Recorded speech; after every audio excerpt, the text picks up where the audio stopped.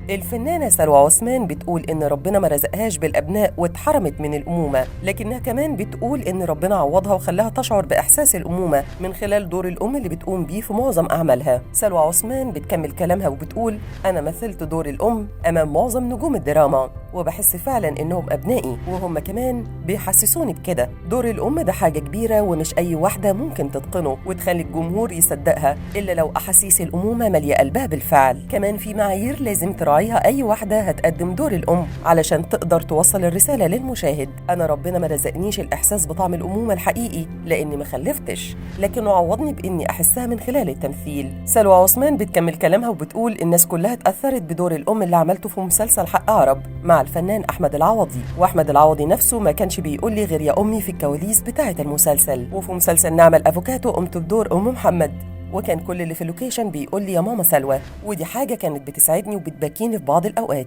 أنا بحمد ربنا على نعمة التمثيل اللي ما حرمتنيش إن أكون أم وأحس بإحساس الأمومة. وكل نجوم الفن سواء نجوم الصف الأول أو التاني كلهم أبنائي وأنا بحبهم، ربنا ما يحرمني من لمتهم حواليا.